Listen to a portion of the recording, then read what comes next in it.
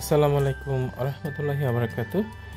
প্রিয় দর্শকবৃন্দ, আপনার সকলকে ধন্যবাদ জানাচ্ছি আমাদের এই নতুন একটি ব্লগে। সেটি হচ্ছিল যে নেপাল ট্যুরে আমরা যাচ্ছি। নেপালের টোটাল যে বিস্তারিত যে বিষয়গুলো আছে, টোটাল যে স্পটগুলো আছে, সেগুলো কিন্তু আমি আপনাদের সামনে তুলে ধরবো। তো এই তুলে ধরার পিছনে আজকে আমাদের জার্নিটা শুরু হোক। এই পাশে আমাদের যে কলিগরা আছে তাদেরকে একটু পরিচয় করাই দিই। তবে পরিচয় করাই দেওয়ার আগে আমি আমার যিনি বস আছেন কাইম স্যার, আমরা কাইম স্যারকে ধন্যবাদ দিচ্ছি। স্যার, আমরা সত্যি আপনার কাছে কৃতজ্ঞ আমাদেরকে এত সুন্দর একটা ট্রিপ উপহার দেওয়ার জন্য। আমরা আজীবন আপনার কাছে কৃতজ্ঞ থাকবো। তো এই পাশে আমার যে কলিগরা আছেন, একটু কলিগদিকে পরিচয় করাই দিই। এটা হচ্ছিল যে আমাদের অমিত বস। আর অমিত বস সত্যি একজন অসাধারণ একজন মানুষ। আমার অফিসে বা আমার কেরিয়ারে আমি এরকম বস খুব কমই খুঁজে পেয়েছি। এই পাশে আমাদের একজন অফিস কলিগ আছেন, যিনি হচ্ছিল যে সবুজ ভাই এবং ইমরান ভাই। তো বলে রাখি, সবুজ ভাই হচ্ছিল যে আইডিবি ব্রাঞ্চের ব্রাঞ্চ ম্যানেজার, আর ইমরান ভাই হচ্ছিল যে আমাদের মাল্টিপ্ল্যান সেন্টারের ইমরান ব্রাঞ্চের ব্রাঞ্চ ম্যানেজার। হ্যাঁ, তাহলে এই পাশে আপনাদেরকে আরেকজন পরিচয় করাই দিচ্ছি। এটা হচ্ছিল যে আমাদের রাজশাহীর ব্রাঞ্চ ম্যানেজার, সবচেয়ে মজার একজন মানুষ। হ্যাঁ, যিনি আমাদের এই টোটাল ট্রিপটাকে একদম রসিকতায় কিন্তু ভরপুর করে রেখেছেন, আমাদের শ্রদ্ধেয় জিয়া ভাই। আর এই পাশে হচ্ছে যে আমাদের তন্ময় আমাদের তন্ময়ের নাম ধরে বলার পিছনে জন্য হচ্ছিল আমাদের সবচেয়ে ছোট ভাই। যাই হোক, তন্ময় হচ্ছিল খুলনা ব্রাঞ্চের। আমরা তাহলে এখন এই মুহূর্তে ইমিগ্রেশনের জন্য ভিতরে প্রবেশ করব। তাহলে চলুন দেখা যাক কোথায় কোন কোন স্টেপে কি হয়, সেগুলো আপনাদেরকে এখন এই মুহূর্তে আমি দেখাবো।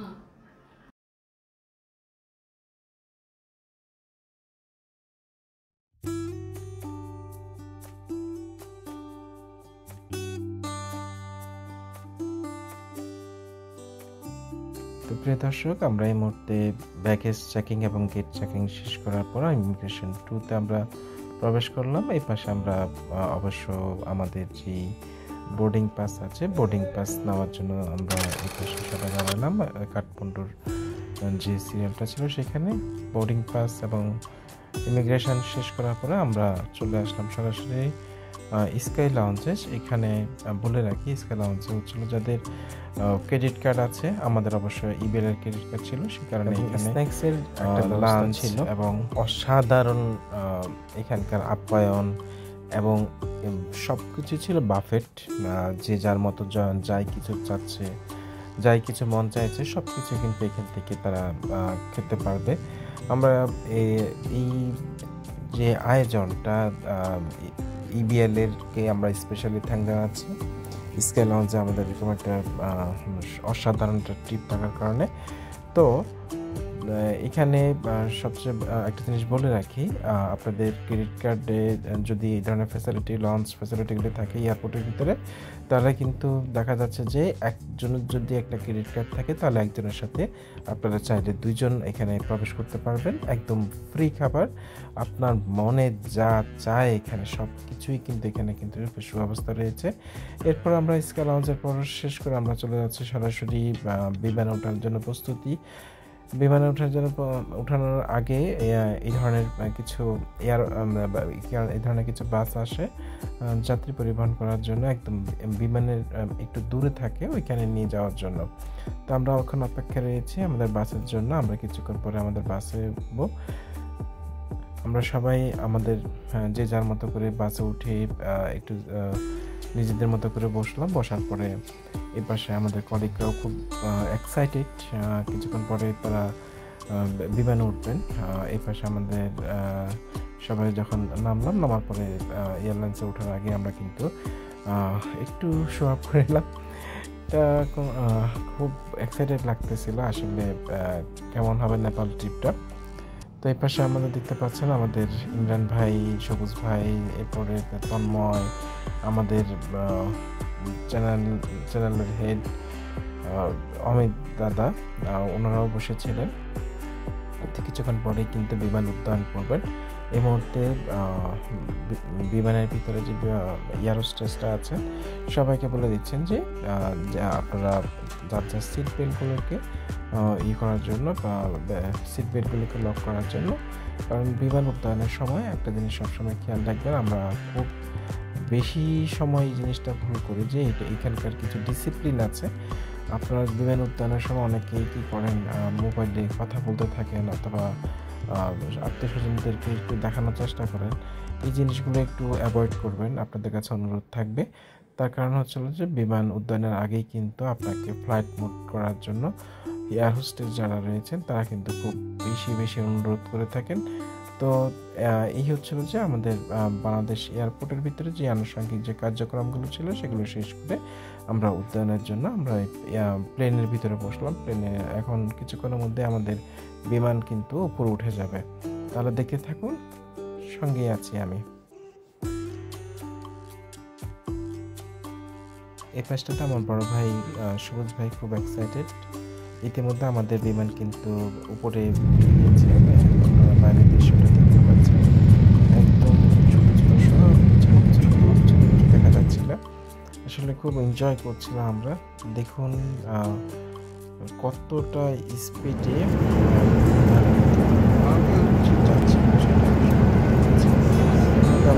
তন্ময় খাচ্ছে। জিয়া ভাই আমাদের, জিয়া ভাই কেমন টেস্ট আছে?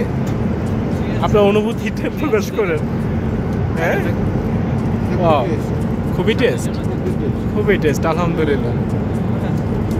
আমাদের লিডার বলতেছে টেস্ট, দ্যাট মিনস এটা টেস্ট আছে। হ্যাঁ, মধুর বিমানের খাবার যে অমৃত, জিয়া ভাই এবং তন্ময়ের খাবার দেখেই কিন্তু সেটা আমরা ইতিমধ্যে উপলব্ধি করতে পারতেছি। হ্যাঁ, এই তন্ময় ভাই আপনার খাবার কেমন লাগতেছে? আমাদের মধ্যে কিছু স্বার্থপর লোক আছে যারা একা মানে বাচ্চা করে খায়া আসার পরে বলতেছে যে 4-5 মিনিট সময় আছে আমি খাবেন। কি বলেন, এটা তো হতেই পারে না। একটা ছেলের বিয়ে হয়নি, কাগজ রেডি হয়নি, আমরা ঢুকে দিদি বাইরে গিয়েছিলাম সেই 2 ঘন্টা পর।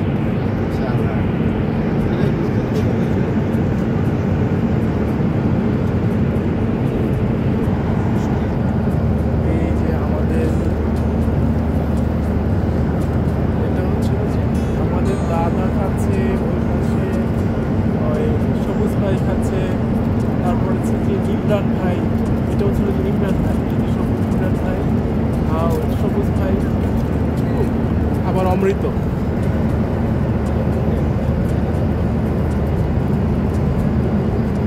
আচ্ছা, ভিডিও করে আমরা বেসিক্যালি একটা রিভিউ দিব যে তাদের খাবারটা আসলে কেমন হচ্ছে। যদিও আমাদের জিয়া ভাই মন্তব্য করেছেন, এরপর সে ইমরান ভাই আছেন, আবার একটা সবুজ ভাই আছেন। সবুজ ভাইতে তারা কী রিভিউ দেয় সেটা আমরা দেখব। তো আমি কী দিচ্ছে, এটা পেপসি দিল, তারপর এটা হচ্ছিল একটা mango bar, ketchup, that means sauce, I don't know sausage কী দিল এখানে, বার্গার দিলে একটা কথা ছিল। যাই হোক, জীবন বাঁচানোর জন্য একটা পানীয় পাওয়া গেল ফ্রেশ, আর এটা মেবি একটা কেক বা মিষ্টি জাতীয় কিছু একটা হবে। আর এর পাশে হচ্ছিল যে স্যান্ডউইচ। ওকে, এই দেখি কেমন হলো।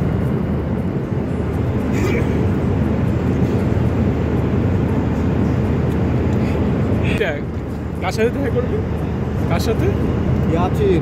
ইয়াসির, আমার বন্ধু ইয়াসির, উনি রেডি হয়েছেন আমাদের জন্য, আমাদের জন্য না, হ্যাঁ আমার জন্য রেডি হয়ে আছেন। ইয়াসিন, ও ইয়াসিনের জন্য আপনি খুব বেশি এক্সাইটেড দেখা যাচ্ছে। বন্ধু ভাইজনের সাথে এখন যাচ্ছি, আমার খুব ভালো লাগবে। মানে নেপাল ট্যুরটা তাহলে পুরোটা ইয়াসিনকে ঘিরে? একেবারে পুরাই আছে। ও, ইয়াসিন কি ফোন দিয়েছেন যে যাচ্ছেন ভাই? আমাদের কিছুক্ষণের মধ্যে আমরা নেপাল কাঠমান্ডু এয়ারপোর্টে আমরা এই মুহূর্তে ল্যান্ড করব। তো এই মুহূর্তে বিমানে এয়ার হোস্টেস অলরেডি অ্যানাউন্সমেন্ট করে ফেলেছে, আমরা কিছুক্ষণের মধ্যে এখানে ল্যান্ড করে ফেলেছি। তো আমরা এই মুহূর্তে ল্যান্ড করার পর একটা জিনিস অনুভব করলাম যে আমাদের দেশের ঠান্ডা আর এখানকার ঠান্ডাটা অনেক অনেক ডিফারেন্স। এখানে যে ঠান্ডার যে আবহাওয়াটা যদি এখন এই মুহূর্তে বলি, অসম্ভব ঠান্ডা লাগতেছিল, যেটা আমার আসলেই খুবই ধারণার বাইরে ছিল। তবে হ্যাঁ, আপনারা যারা এই সময়টাতে নেপাল আসবেন অবশ্যই চেষ্টা করবেন যে ভালো একটা জ্যাকেট অথবা পরিধান করার জন্য, অন্যথায় কিন্তু আমার মতো শীতে অনেকটা কাঁপুনি খেতে হবে, এটা 100% শিওর। তো যাই হোক, আমরা আমাদের এখানকার ইমিগ্রেশন কমপ্লিট করার জন্য এখানকার যে এয়ারপোর্টের ভিতরে যে বাসগুলো আছে, যাত্রী বহনকারী যে বাসগুলো আছে, সেগুলোতে আমরা বসার পর আমরা এই মুহূর্তে ইমিগ্রেশনের জন্য রওনা হলাম। চলুন দেখি এখানকার ইমিগ্রেশনের কি কি হবে তার ডিটেলসটা আমি একটু দেখানোর চেষ্টা করব সঙ্গে ইন্টারন্যাশনাল এয়ারপোর্টে। তো আমরা আস্তে আস্তে এখানকার যে ইমিগ্রেশনের জন্য যে প্রসিডিউরগুলো আছে সেই প্রসিডিউরগুলোর জন্য আমরা প্রস্তুতি গ্রহণ করব। আমরা আমাদের বাস থেকে নেমে সোজা এয়ারপোর্টের থেকে ঢোকা শুরু করলাম। তবে নেপালের একটা মজার বিষয় হচ্ছিল যে, আমি আগেই বলে রাখি, এখানকার জন্য আপনাদের আগে কোনো ভিসা এখান থেকে নিতে হয় না। তো এখানকার ভিসাটার প্রসিডিউর হচ্ছিল যে আপনার অ্যারাইভেল ভিসা হচ্ছিল আপনি যখন এয়ারপোর্টে ভিতরে প্রবেশ করবেন, সেখানকার অনেকগুলো বুথ কিন্তু দেওয়া আছে। সেই বুথগুলোতে বুথগুলোতে আপনাকে এখানে এসে ভিসার জন্য কিন্তু অ্যাপ্লাই করতে হবে। তো আমরা ইমিগ্রেশনটা কমপ্লিট করলাম। কমপ্লিট করার পর বের হওয়ার পর আমাদের ইমরান ভাই এবং সবুজ ভাই খুব এক্সাইটেড। এ পাশে ছিল আমাদের সদ্য বড় ভাই আমাদের অমিত ভাই, আর আমরা আস্তে আস্তে সামনের দিকে বের হচ্ছি, কারণ আমাদের এর আগে সব কিছুই রেডি করা ছিল। বাংলাদেশে থাকা অবস্থা হোটেল বুকিং করা ছিল, এবং আমি যেটুকু জানি হোটেল থেকেই কিন্তু আমাদের জন্য গাড়ি পাঠানো হয়েছে। অবশ্য ড্রাইভার হয়তো বাইরে অপেক্ষা করছে আমাদের জন্য, আমরা বাইরে গেলে অবশ্যই ড্রাইভারকে দেখতে পারবো এবং হোটেলের উদ্দেশ্যে রওনা হব। এই মুহূর্তে যখন বের হচ্ছিলাম, এখানকার যে সিনারিগুলো আশেপাশে যেগুলো আছে দেখি খুবই আমাদের কাছ থেকে খুবই ভালো লাগতেছিল, খুব মনোরম পরিবেশের মধ্যে। আর এইখানকার যে জিনিসটা দেখতেছেন, এটা আসলে অবশ্য এদের দেশে এটা খুবই উন্মুক্ত, বার্থ সিস্টেমগুলো খুবই উন্মুক্ত, এখানে কোনো কিছু রেস্ট্রিকশন নাই, যে যার মতো করে সব কিছুই করতে পারেন। যাই হোক, আমার কলিগরা একটু দেখলো আর কি যে এখানকার আসলে কী কী শরবত পাওয়া যায়, একটু ফান করলাম। এখন আমরা নিচের দিকে চলে যাব এখানকার ডিপার্চার হওয়ার জন্য। এখানকার ডিপার্চার করতে গেলে কিন্তু আপনাকে এই পাশে সিঁড়ি দিয়ে নিচতলায় নামতে হবে। আমরা সবাই ক্রমান্বয়ে একজন করে চলে নামতেছিলাম।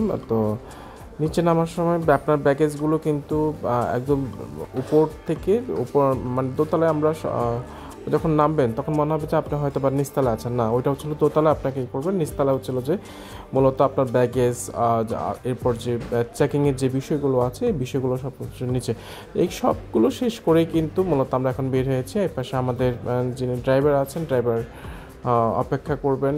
এর আগেই সব কিছু বলে দেওয়া আছে, যেহেতু আমরা booking.com-এ আমাদের অফিস থেকে কিন্তু সব কিছু প্রসিডিউরগুলো কমপ্লিট করে রেখেছিল।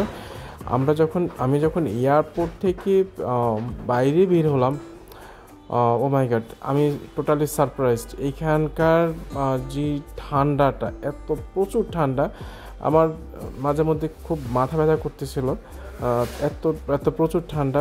ওইখানকার কনকনে ঠান্ডাটা আসলে আমরা তো বাংলাদেশের যে আবহাওয়াটা, ওইখানকার আবহাওয়াটা অনেকটা একটু ডিফারেন্ট ছিল, যেহেতু ওইখানে একটু ঠান্ডাটা বেশিই থাকে। যাই হোক, আমরা সব কিছু কমপ্লিট করার পর আমাদের যে গাড়ি আছে, হোটেলের গাড়ি আমাদের দাঁড়িয়েছিল। আমরা সবাই মিলে এবার হোটেলের দিকে রওনা দিলাম। তো আজকে ছিল যে এটা হচ্ছে যে আমাদের ফার্স্ট ডে ট্রিপটা আপনাদের সাথে শেয়ার করলাম। সেকেন্ড ডে ট্রিপের জন্য কি থাকবে সেটার জন্য অবশ্যই চ্যানেলে ফলো দিয়ে রাখুন। আসসালামু আলাইকুম।